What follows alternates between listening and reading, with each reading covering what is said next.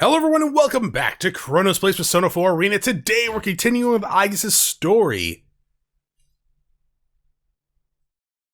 The next day, May 2nd, 2012. So we're actually, that 2012 is just current date. Yeah, I don't know why, I'm having a hard time remembering when, each of the games took place. A shockingly hard time remembering what years they took place. We wanted to pursue the vehicle carrying Labrys as soon as the hijacking was over, but its complicated route made it hard to track. Due to the sensitive nature of the cargo, it is difficult to set up a large-scale traffic checkpoint. Fortunately, the license plate number was determined quickly, and we got a rough estimate of its destination. Our headquarters was moved to a police facility. Mitsuru-san and our team are sorting out the situation to plan for an operation. And the interrogation of the suspects? It's begun, but all of them are claiming that their memories at the time are very foggy. So they've been sent in for evaluation. Huh. The psychologists who interviewed them think it's possible they're not lying. So none of the five have any memories of what happened during the hijacking. Normally that would seem preposterous. There may have been some hypnotic effect, but even then... We're dealing with someone after materials from Ergo research. They'll likely be very well informed about shadows and the mind. Yeah. Knowing that, it doesn't seem so strange. It would also explain the extreme lengths they went to create a decoy. What else do we know? Another team member answers Mitsuru's questions. Since the cage storing the 5th generation is too large to transport by personal auto, we narrowed our search to large vehicles that left the airport. That, combined with the testimony from our observer and data from the transmitter, allowed us to pinpoint the vehicle in question. The police are already pursuing it via the N system. This is the most recent photo. N system? Isn't that something for Pokemon Black and White? He hands the tablet to Mitsuru-san. Inaba area. Wasn't this the place where... Yes, our routine investigation last year rated the potential shadow activity in the area at level 4. It seems that the culprit in this case definitely had prior knowledge of shadows after all. If that is true, we must use extra caution.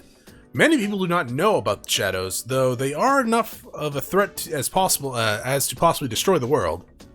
Then again, I experienced that for myself 3 years ago. 3 years ago, so that was it was 2009? Okay. If someone is trying to manipulate them, we must prevent it at all costs. Let's talk about the stolen 5th generation unit. Aigis, as the 7th generation, would be her younger sister. A sister? I'm not gonna do the Star Wars quote again. Older sister. I'd like to know why she was sealed. 5th generation anti-shadow suppression weapon, Labrys. The records show her to be the first model fitted with an artificial personality. In other words, she has a heart? There's no knowing if it was developed enough to call it that. She seems to have been made to gather test data rather than actual okay.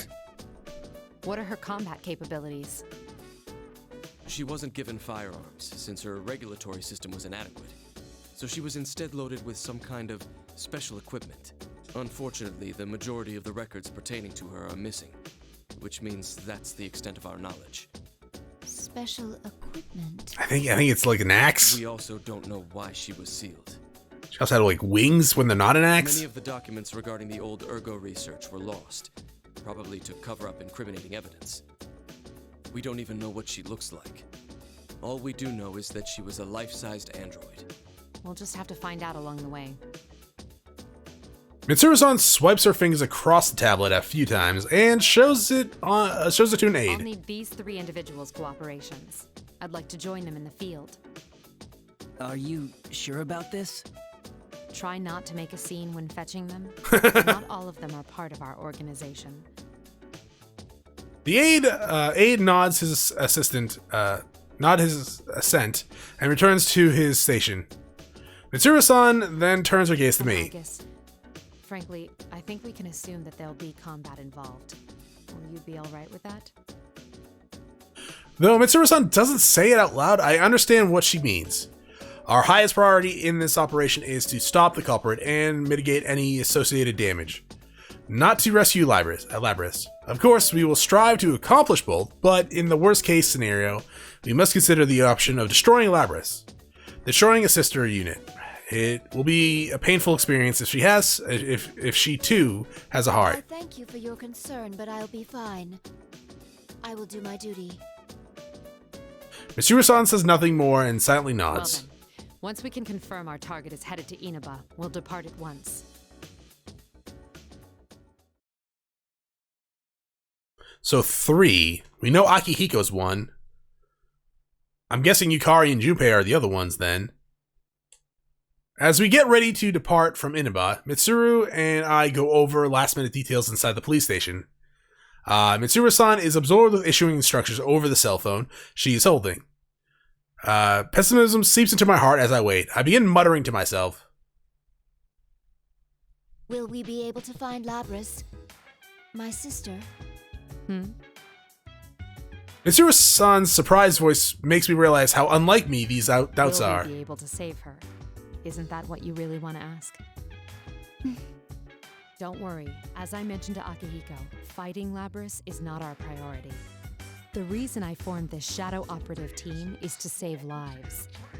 We will find her, whatever it takes. Oh, I guess one of them could be and bring her Fuka, right? back. We can do this. Though she's not a fighter, but she would be good for observing things, yeah? Yes. I'm sorry to be so pessimistic. Those feelings you have for Labris, you should tell her when you see her. I will. Friends bound by trust are irreplaceable indeed. I hope that Labris will become one as well. Eventually, the preparations are made and our limousine departs on its journey to Inaba. I don't know why I find it hilarious they're taking a limousine. That evening, we are in Inaba now and traveling down a midtown street. Though it is called Midtown, it is very different from an urban environment. It is quiet, rustic. It's a quiet, rustic road. The vehicle we are targeting is easily discovered.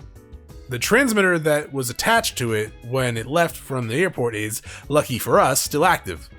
But the vehicle had been abandoned and the cargo is gone as well. To trace it further, we must learn why the culprit came here. Specifically, we need to know the details of what happened here last year. Though this was already assumed, so we have a plan. Mitsuru-san orders the driver to park nearby. However, this poses an unexpected problem.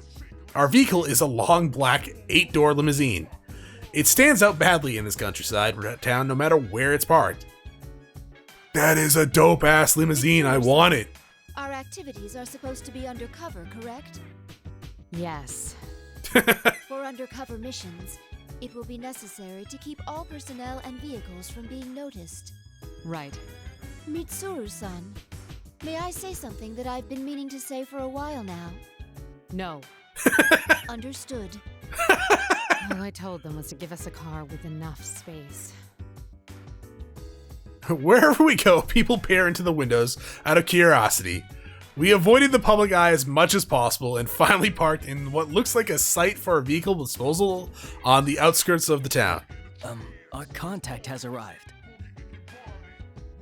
I then notice a middle-aged man in a gray suit standing outside the window. I recognize his face. He is one of the 3 collaborators Mitsuru-san contacted before our departure. I scoot over to the door and open the Oh window. my! This was not our designated meeting area, yet he has discovered us. Suddenly, something not unlike astonishment or discouragement appears on his face. You want to know how I did it? Who the hell are you? Ahem. A cough interrupts us. We appreciate your cooperation, Detective Kurosawa. Mitsuru-san gets out of the vehicle and slightly bows.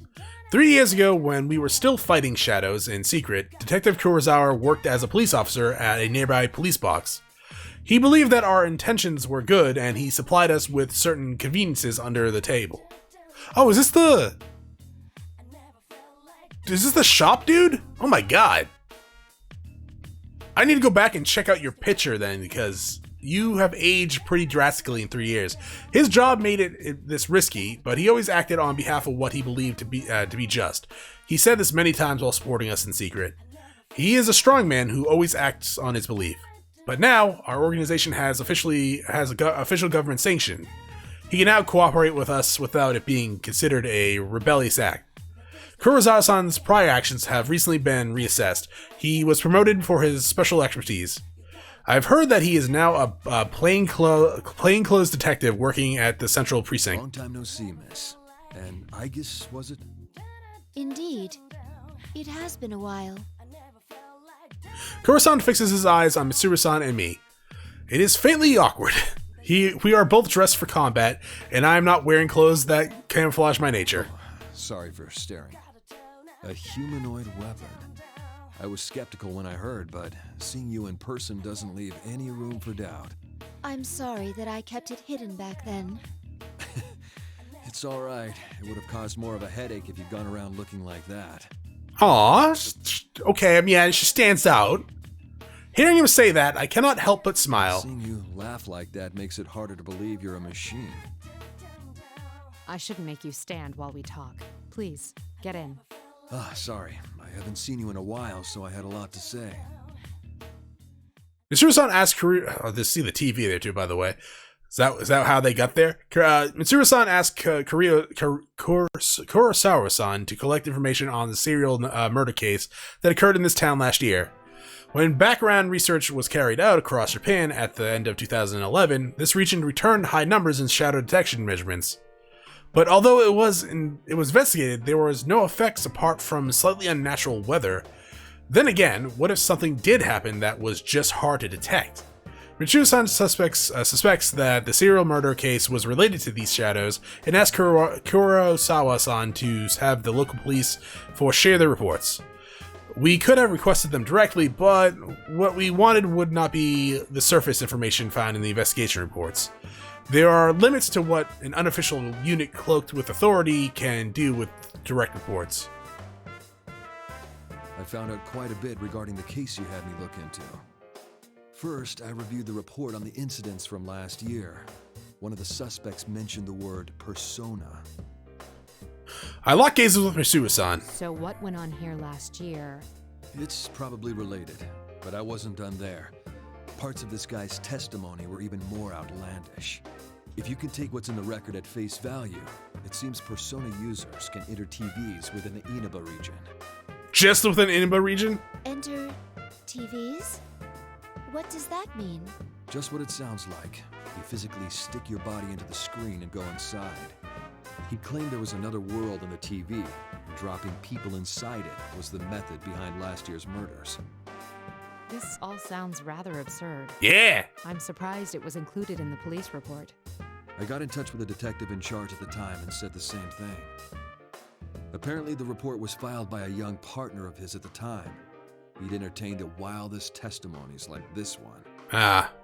He sounds like quite the oddball. Yeah, also kind of probably a serial killer. If this was what really went on, the police would have had no chance cracking it.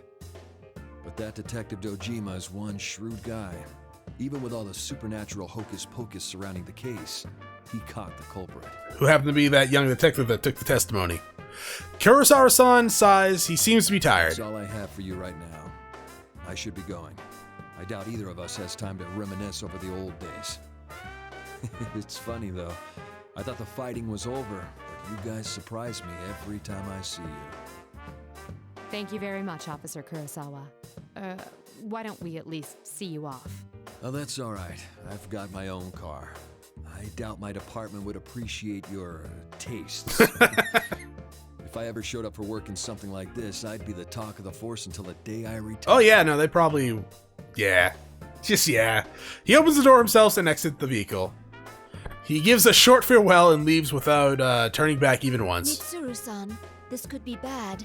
Our sense of social aptitude is in question. Can't deny that. What should we do now? Yes. First, we'll need to test the claim that persona users can enter TVs. Hearing this reminds me of something. Looking around the area again, although it had called it a vehicle disposal site, there was also household electronics such as refrigerators discarded here. In a corner is a stack of There's TVs. a discarded TV over there. If the environment does not matter, we can use it to test the phenomenon. I voluntarily get out of the vehicle.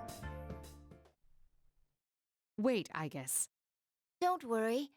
I'm just going to touch it. And fall in, probably. I extend my right hand and touch the screen on the biggest TV I can see. My fingers brush the glass screen, but although I seem to be touching it, I feel no resistance from its surface. I push my hand forward a little more. A weak light returns across the screen and my forearm sinks into it. Amazing. Rings of light spread from the contact of my arm, rippling like water across a pond. Interesting. It's exactly as the police report said. What's it like inside? Do you feel anything? Not particularly. No. Wait a moment. My sensor detects a sensation I've never felt before, but the knowledge of what it is already recorded within me. It's the same as mine. It's hard to say definitively since this is my first encounter with it, but I believe this reading is from a personality module. Does that mean our retrieval target is inside the TV? Huh. Sounds like fun. Hi, Akihiko. Well, at least you're not wearing it as a cape. I hear a voice from an unexpected direction. Mitsuru-san and I look towards it. What we see is a silhouette wearing a low hood that covers his eyes and a tattered cape billowing in the wind, like a figure from a western. It looks like he's just wearing a hoodie. He is standing on top of a mountain of trash with his arms crossed. Akihiko? He jumps down nimbly and walks towards us. You didn't show up at Okay, the now he's rendezvous wearing a point, cape. So I went looking and found you here. This whole TV thing is pretty interesting. I would never forget the man laughing so fearlessly. Like Mitsuru-san, he is a friend I once fought alongside, Akihiko Sanada. He was a student boxing champion in his school days and a staunch ally, powerful even without his persona. I guess. He's also our second collaborator on this case. It's been a while, Akihiko-san. Yeah, good seeing you. Akihiko, what on earth are you wearing? I know, What are you right? doing overseas? Didn't I tell you that I was on a training expedition? Don't tell me you came here from the airport like that. Does the concept of keeping a low profile mean nothing to you? Okay, we're wanting to talk about low profiles. Mitsuru-san, I believe we have lost the right to complain about that. Mitsuru-san sighs in annoyance. Oh yes, Akihiko-san was on a training expedition overseas until this morning. As a result, his appearance is very different from the last time I saw him. But his aggressive personality and love for a challenge seems to be the same as always. He gives a cocky smile and smacks his palm with his fist. Anyway, we can get inside from that TV, right? And what are we waiting for? Probably research it more. Still the same Akihiko. We don't know the situation inside yet, and we'll need a secure means of getting out. So what? If we want to get this Labrys back, someone has to go inside, right? Well, that's... Our target hijacked a plane to throw her into a TV in this town. If we sit on our hands, it's possible we'll be put in serious danger. I mean, that's true. Akihiko-san steps forwards towards Mitsuru-san as if pressing We're different pressing from her. what we used to be. We made the choice to fight shadows as professionals. That's why I traveled around the world and trained harder than ever. And now that something's actually come up, you're hesitating? We agreed to do this. I'm ready to stake my life on the mission. I think she's just trying to plan it out more, dog. Akihiko-san's opinion is a bit strong, but he is not incorrect. It's probable that Akihiko-san understands that being slightly forceful is his role. Because Mitsuru-san takes caution seriously as the ultimate authority in this case, she frequently second-guesses herself. I have seen Akihiko-san's words cut through her hesitation in the past. It shows his trust in Mitsuru-san not to make decisions in error. All right. Wait right here. I need to go make a phone call first. Okay, but make it quick.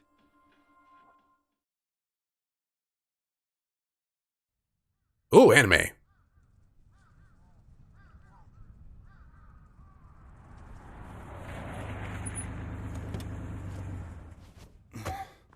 The other members will wait here in the car. Yeah. If we all barge in and something happens, they'll be devastated. Now that you mention it, at least one of us should be staying behind as well. I am not staying. I think it was just her saying, not it. Us three will be plenty. We'll end this in a flash. No problem. Okay, two of you, actually all three of you, are going to be beaten up Same by a as bear. always. Although, we have no idea what might be waiting for us on the other side. Don't get careless. Right. This situation, it brings back memories. Not of like when we fought shadows, but when I was thrown through a TV in a bar fight. Ready!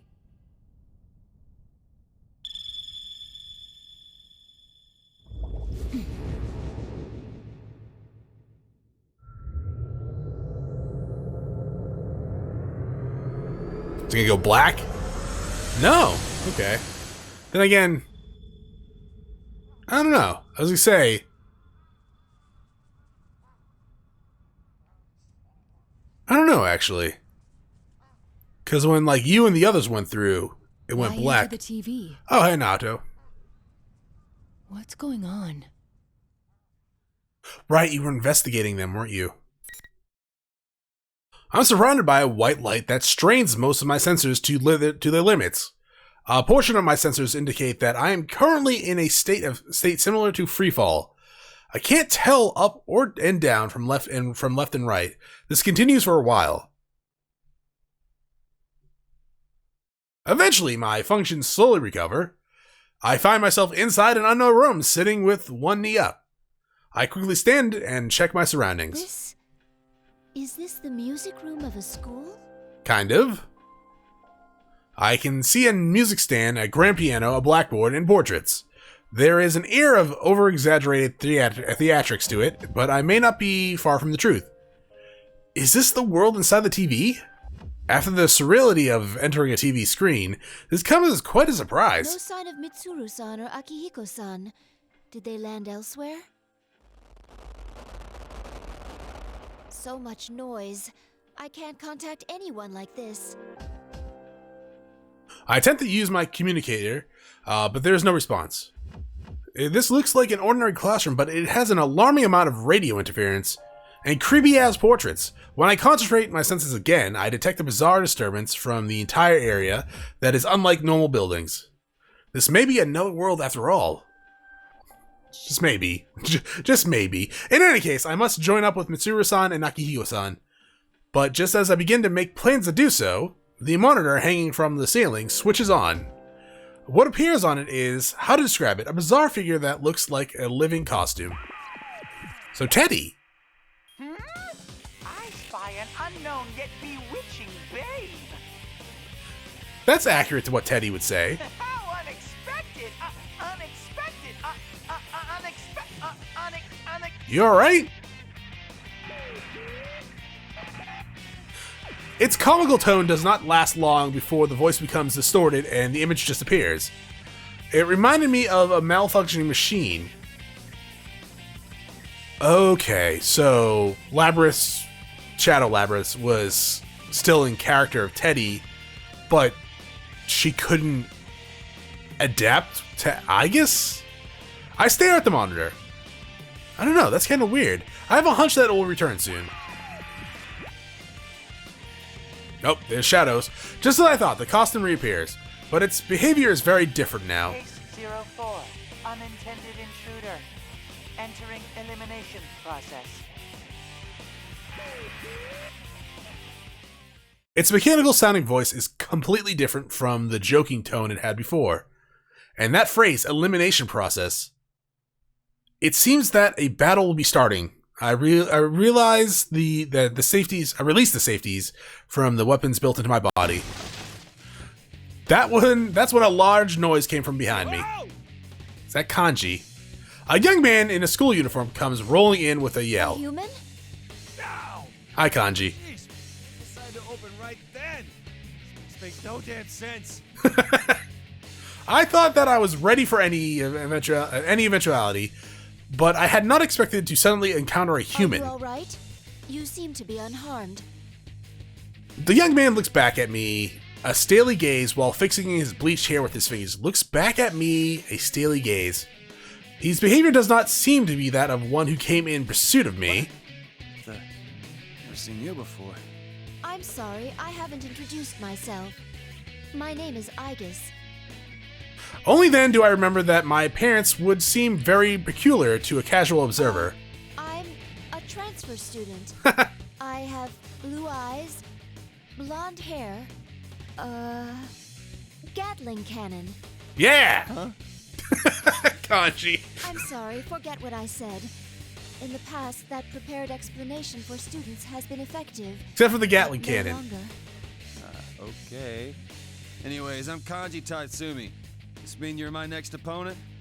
Opponent? What do you mean? What do I mean? I'm talking about a scrap! You mean a fight? But we have only met Tatsumi-san. Actually, where are we? Enough blabbering, you machine! Oh, god damn it, Kanji. With a yell, he slams the folding chair in his hand to the ground.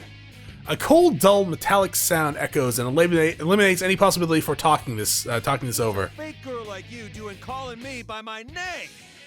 Oh, illusion. Illusion. I go quiet. A fake girl. I understand how I might lick such a response, a reaction, but there is pain in my chest. Though I cannot help but smile at how instinctively I reacted that way.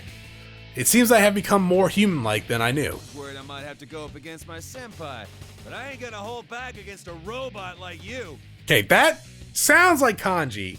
The fake girl comment, though, I don't know. That probably was illusion. Thinking with a calm mind, I noticed a small incongruity in his attitude. When he first saw me, he seemed unsure and claimed that he had not seen me before. Yet though he knows now that I am a machine, he doesn't seem particularly surprised. Aren't those two things contradictory? I focus my senses once more, enhance the gain on my sensors. I detect a faint interference. Because it had appeared uniformly across all my sensors, I hadn't been aware of it. Uniformly. What is this? Do anything, I'll make the first move. Takemikazuchi! What? Oh yeah, your persona. Persona? Light flickers intermittently. Could that be electricity? A thick barrel. Oh shit! You're weak to electricity, aren't you? Barrel-like arms charged with voltage approaches from above. I jump back and narrowly escape a crushing blow. Nice dodge. Looks like you got at least a little bit of fight in you. A persona user. I was careless. I should have expected that possibility since I encountered him inside the TV. Yeah, actually that makes sense. But I do not know the procedure for attacking a human, but if he's a persona user, I must defend myself with the usual arrangement. There's no avoiding this fight. I cannot fall here. Okay, so we're gonna go up against Kanji. This is the first time fighting Kanji too, right? Kanji's technically older than Aigis. That's cute. I don't know why it's cute, it's just kind of funny. Shit, Aigis is only 12 years old? I just gotta put that in my head. Excuse me! Oh! I should probably look at commands, right? Down, down, command move. I don't know what that means. Escape, ground or air. Oh, whoa. Oh, that's Kanji's. Oh.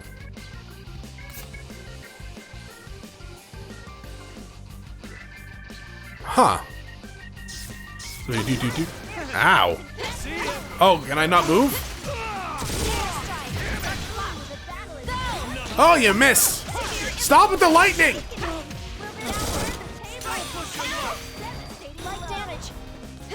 Hey, stop grabbing me. Heartless arm 80. God damn.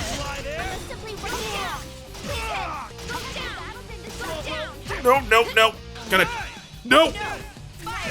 Oh, you dick! Come on. Oh no! Damn it, I'm dead. Came close though.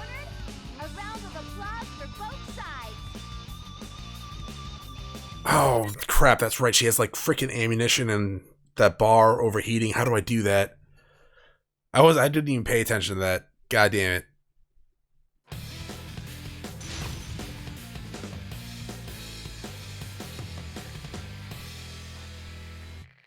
Let's go through her command list again. How do I get to her power-up mode? Or Gia mode. Got a shield. Extreme? How do I just do it normally? Under certain conditions. Activates extreme ogre mode, 150 SP only when awakened.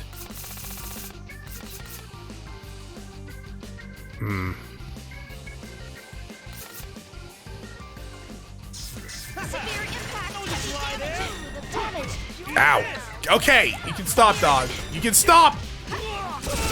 Dick! What the hell was that? Kanji, you're a badass! But seriously, you're actually a badass. Oh, I gotcha! What do you mean, boring? There we go. We're doing a little bit better. Hit him again, please. Thank you. Oh, no. No, no, no. Counter? I countered. I didn't counter. What the hell is this? Wow. What a beefcake. Also a dick. Do you hit me with your super? How do I even do my super?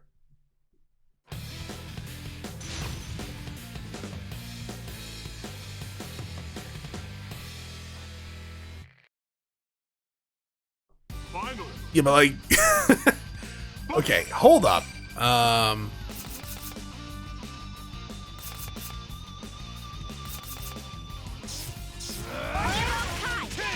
I think I get the... I think I get the change done. But every time I try to do something, he hits me with lightning. You dick!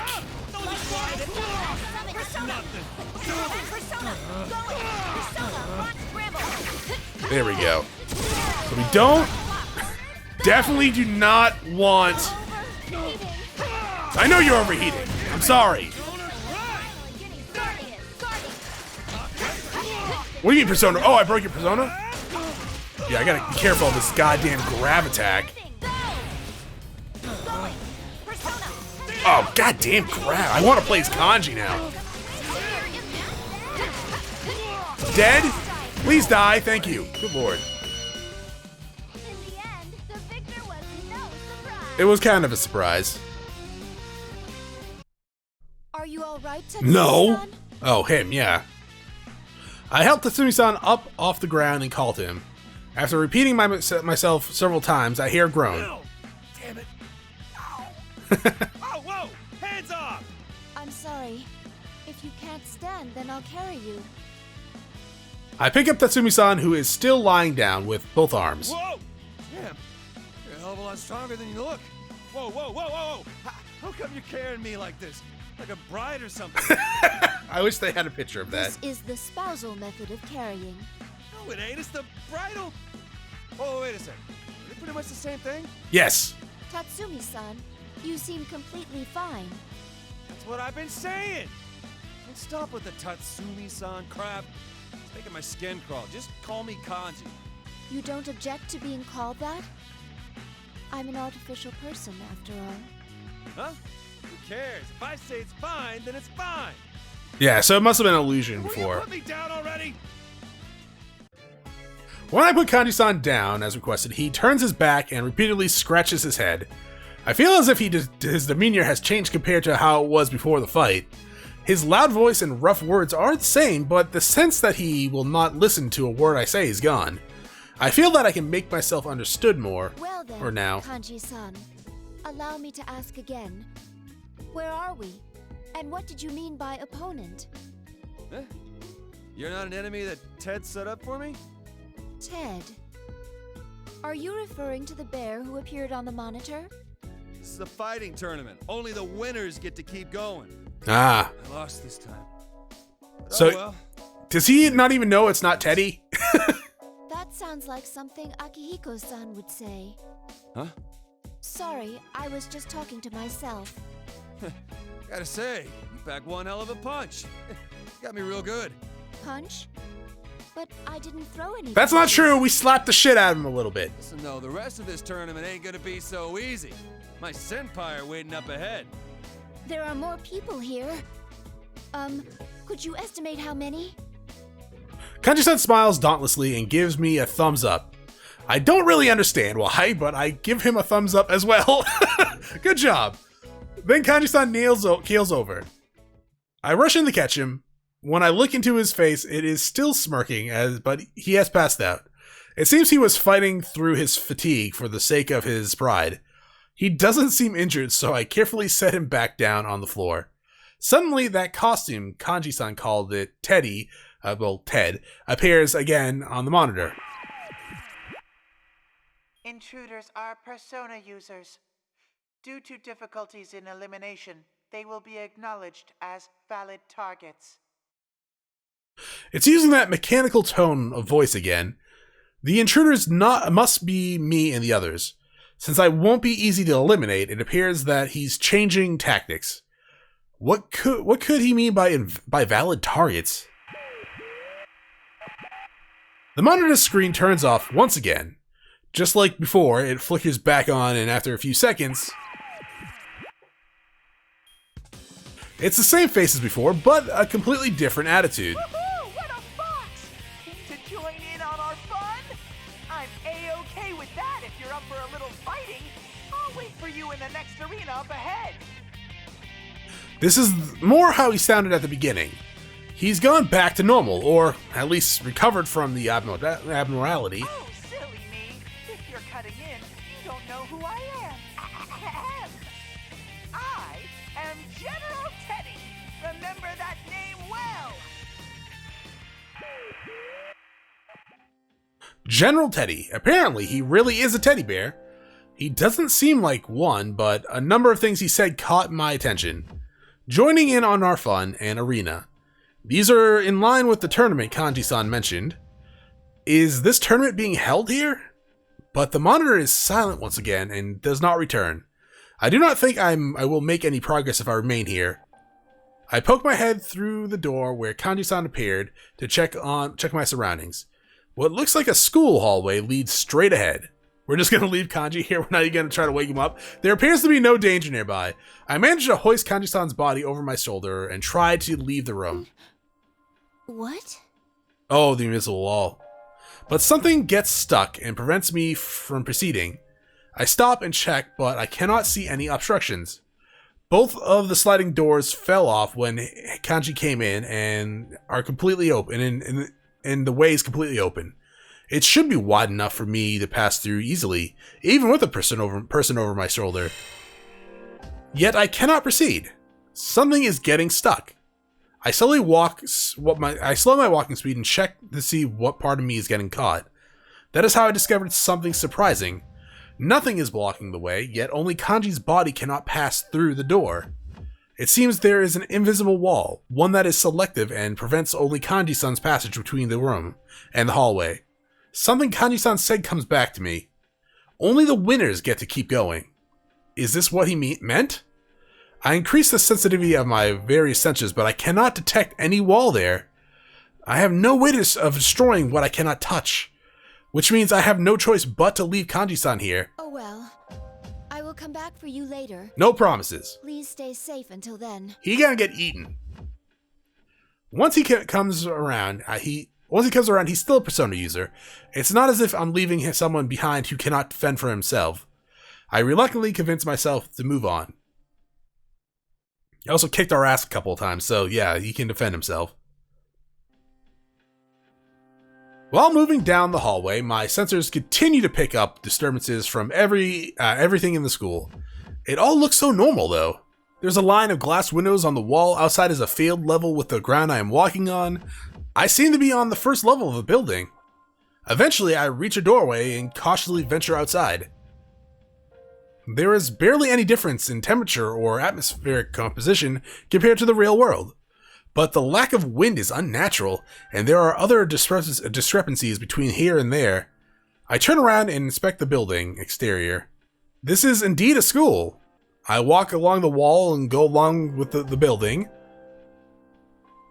This is actually a new area we haven't seen yet. Soon I reach what seems to be the main gate. I turn towards the school building once again and come to a realization. I recognize this place. I've seen a photo from this angle in the preparation material. As I recall, this is a high school in Inaba. To make sure, I step past the school gates and check the nameplate. The name engraved in the gate's pillar is Yosogami High School.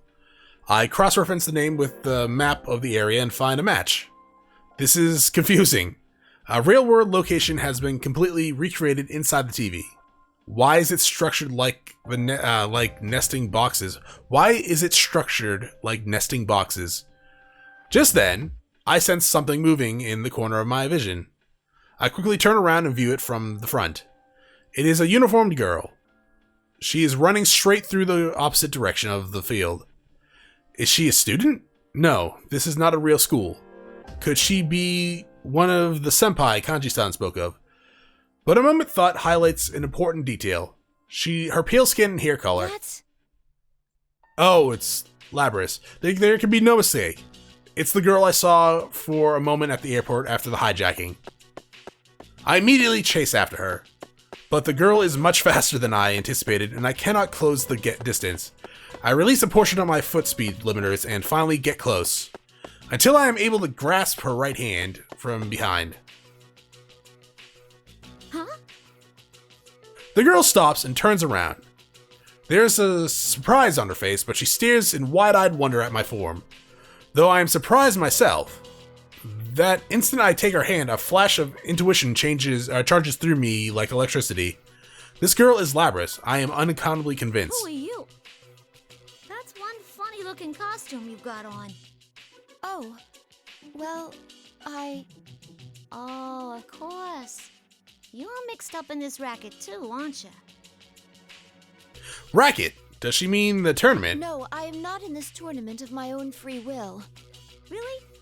Then you mind letting me go? I'm the student council president. I can't be letting people run wild at this school. Student council president? Didn't I tell you to let me go? Are you trying to get in the way of my work here? Yeah, probably. The girl looks at me with an irritated expression. How strange. She speaks as if she really is leading an ordinary life here at the school. If she was aware that she was inside the TV, would she say such things to me? If you happen to know, could you please tell me what sort of place this is? Huh? It's the first floor of the classroom building. Can't you tell? Huh? Is it possible that you don't recall entering a TV? A TV? Listen, I don't know what you're talking about, but I'm kind of in a hurry here. Can I go now? Oh, absolutely not. Knock her out, Aigis. Before you do, please tell me something. Who are you? Who? What'd you stop me for if you didn't even know? I just told you. I'm the student council president. Yeah, name. People have names, girl in uniform. What hole have you been hiding in? The elections were just last week. Are we done now? Because I got places to be. The girl ends the conversation sternly, shakes off my hand, and runs away again. In an instant, she has disappeared into the school building. Please, wait. I go after her, but just as I enter the hallway and round the first bend, something blocks my path. But I can't see what it is at all. I can't see it, yet when I reach out my hand, I can feel it. I think I know what this is. That wall again. The invisible wall that prevented Kanji-san's passage. It's most likely the same thing. Once again, I am surprised.